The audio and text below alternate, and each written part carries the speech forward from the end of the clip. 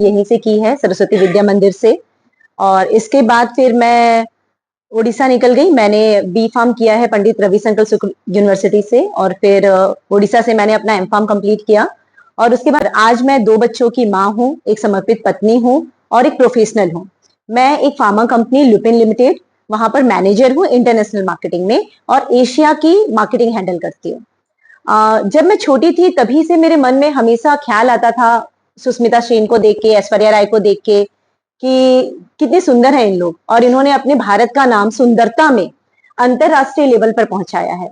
तो बचपन से मेरा मन था कि मैं भी अपनी कंट्री को रिप्रेजेंट करूं।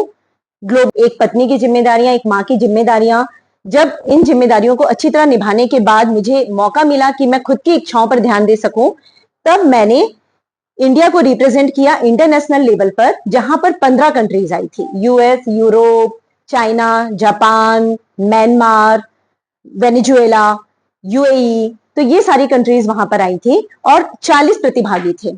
ये मैं एक बात बताना चाहूंगी कि जब आप वहां पर जाते हैं तो कोई भी आपको आपके नाम से नहीं बुलाता है, वहां पर आपको आपकी कंट्री से बुलाया जाता है। तो वहां पर जब आपको बुलाया जाएगा तो आपको इंडिया के नाम से बुलाया जाएगा।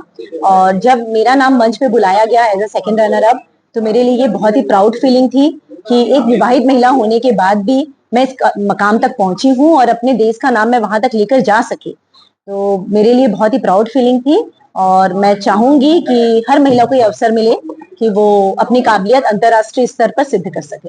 ये कंपटीशन हुआ कहाँ पे? ये कंपटीशन म्यांमार में हुआ था, यांगोन में। MRF का मतलब क्या होता है? मिसेस विवाहित महिला।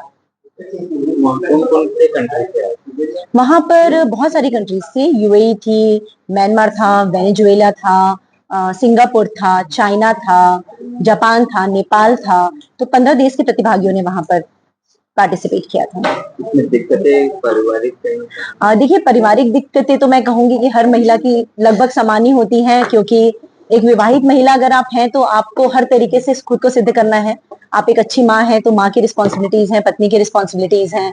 तो चैलेंजेस तो बहुत ज्यादा थे।